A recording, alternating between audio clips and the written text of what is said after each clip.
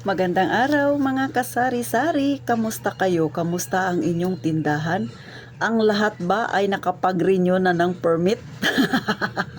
Ang lahat ba ay sumakit ang ulo dahil tumaas ang inyong bayarin? O di ba mga kasari?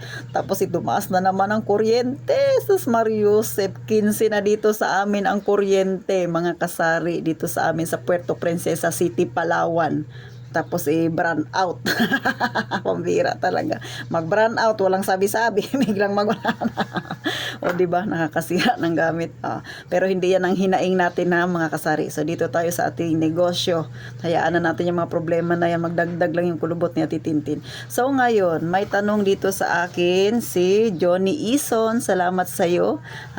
Sa yung pagtatanong hindi kita mare-replyan doon kasi nga ang haba-haba na magiging paliwanag ko. So dito sa vlog na ito, isa na masagot ko ang iyong katanungan. Ang tanong niya, Ate Tin, magkano ba ang nagastos mo? Syempre, pinapauna ko lang yung aking ginastos ay hindi magiging katulad sa inyo kasi depende yan sa barangay ninyo, depende rin yan sa city hall ninyo, sa kung magkano ang sisingilin nila sa inyo. Syempre nakadepende rin yan sa city personnel na mag-a-assist sa inyo sa assessment, di ba mga kasari?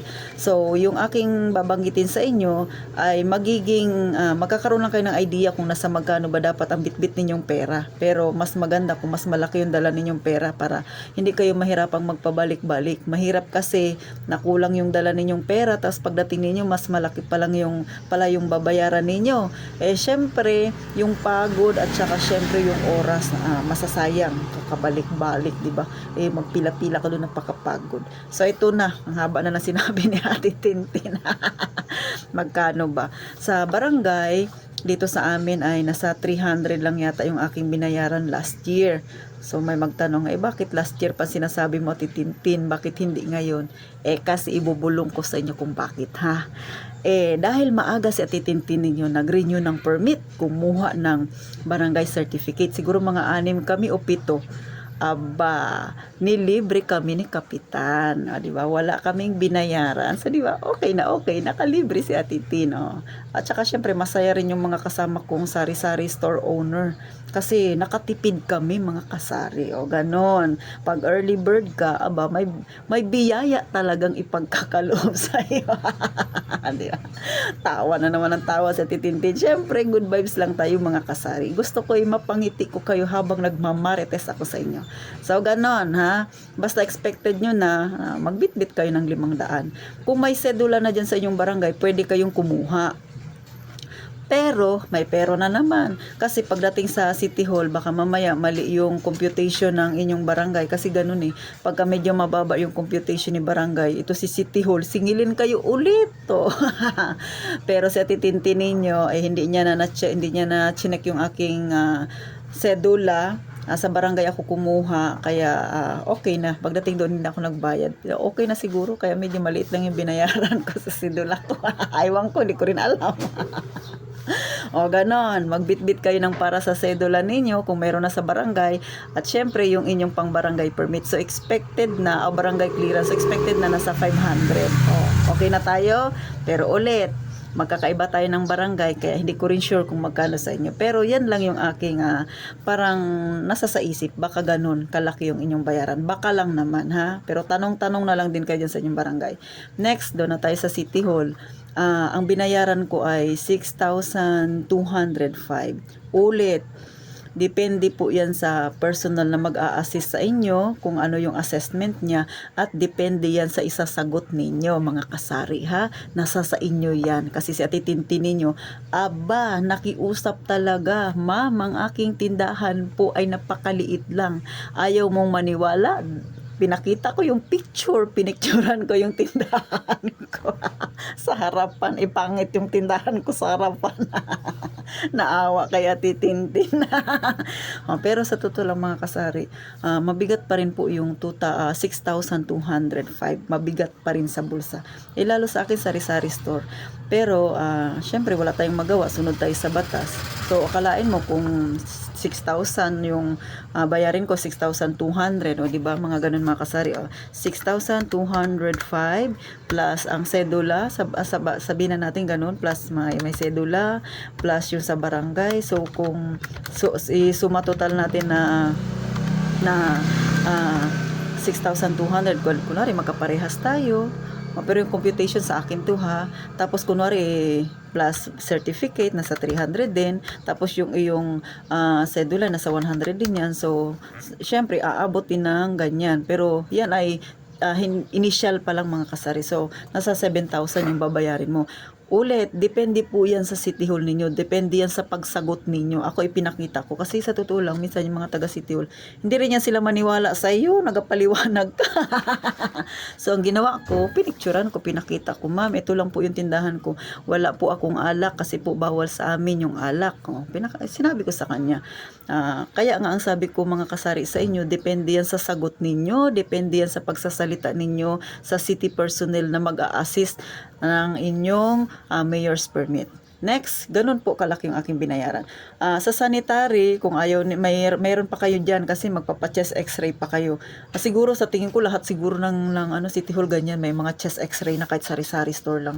Kasi nga, syempre marami ng mga sakit-sakit ngayon na dumarating. So, alam ko, parang pakiramdam ko, siguro sa inyo may ganyan na rin. Pero ako, bala ko kasi ay sa private na lang. Kasi kung doon ako sa City Health, haba-haba ng pila. Alas 5 pa lang magpila ka madaling araw doon. Lalo na mag-consumption. Naku, lalo na kung mga lumata nito mga kasari. So, ganun po ang aking gagawin. 300 rin yun. Kunti lang naman ang diferensya. Next, syempre dapat kung kayo ay mayroong SSS, katulad sa akin may voluntary ako, mainam din po na may SSS kayo. Bakit? Katulad sa akin sa mga, ito ay para sa mga single parent yan, na katulad ko, kaway-kaway kayo, mas mainam na mayroon kayong SSS para pag dumating yung panahon na hindi na natin kaya magtrabaho, na 60 years old na tayo, at least meron tayong pension, hindi tayo aasa sa ating mga anak. Baka yung ating mga anak wala rin may bigay sa atin, mahirap din. So, sariling sikap na lang tayo mga kasari nito. Pasensya nyo na si Titintin ha, real talk ako, pero dinadaan ko sa pagngiti at pagtawa kasi ayoko na mabigat yung inyong loob pa, di ba? Sa totoo lang, totoo na may mga sinasabi ko paano kung yung anak mo rin, di ba mga kasari, wala ring maibigay sa'yo. So ako ngayon, pinaghahandaan ko na, kaya naghuhulog ako ng SSS. So ang aking SSS ay 630 ang monthly ko. So 6 months yung aking hindi nahulugan. So, kulang-kulang 4,000 mga kasari. Ganon. Kaya kayo, kung kayo may tindahan, ngayon pa lang, tips na Titintin, mag-alkansya na, pa 20-20, pa 50-50, 100. Depende yan sa benta ninyo o sa kita ninyo, kung gaano ka ang kakayahan ninyo. Ako kasi, pinakamababa na yung 20 pesos mga kasari. Kasi kung i-times mo, di ba, 365 times mo ng 20 pesos, so meron ka ng 7,300. So, pasok na pasok. Kung minsan maghulog ka ng 50, minsan 100. So, kahit paano may bit-bit kang extra na pera. So ulit, depende po yan sa inyong barangay at sa City Hall ninyo mga kasari. Pero ako ay may bit-bit na 11,000 at sa 11,000 na yan, barya-barya na lang ang natira. Masakit mang aminin mga kasari, ganun talaga. So, yun lang yung aking masasabi. Ito ay based on my experience mga kasari ha, kasi nga may SSS akong binayaran. Pero kung sa City Hall lang pag-uusapan, siguro nasa 8,000 kasama na yung pero yun ay may pasobra na. Pero kung malaki ang inyong tindahan, wag kayong aasa na sa 6,000 lang inyong bayarin, kasi yung aking kapitbahay dito sa unahan, medyo malaki talaga yung tindahan niya, nasa 12,000 yung kanyang binayaran mga kasari. So depende yan sa tindahan ninyo, depende yan sa paano kayo interviewin at kung paano ninyo sasagutin ang kanilang tinatanong ha mga kasari. So paano? Sana sa'yo, Johnny Ison, nakapagbigay ako ng kalinawan. Nalinawan ka ba o nadimlan ka lalo sa sinabi ko? Diba? At sa mga hindi pa nakasubscribe na nanonood kay Ate Tintin, please mga kasari, isang pitik nyo lang, pasuyo naman, para sana makasama ko pa kayo sa susunod na mga ganitong talakayan, na kahit tawa lang ng tawa sa Ate Tintin, alam ko sa mga iba dyan na nanonood sa akin, makabuluhan ang aking topic na sinasabi, kasi nga ito yung ating buhay, real talk tayo, nasa masa ang ating buhay, nasa masa rin ang nanonood sa akin. Kaya thank you so much sa inyong suporta at subscribe nakasubscribe naman, yung hindi pa nakasubscribe kay Ate Tintin. At kung wala kayong masyadong ginagawa mga kasari, pa-share na rin po para dumami-dami pa tayo. Tayong mga nasa ang buhay, tayo-tayo rin yung magtutulungan para marami pa yung makinabang sa mga ganitong topic. Maturuan natin yung iba dyan, matulungan natin na magkaroon ng kaunting idea para kahit papano mapatakbo ng maayos ang kanilang maliit na negosyo o tindahan. Thank you po ng marami sa inyo mga kasari at lagi kayong mag-iingat mga kasari.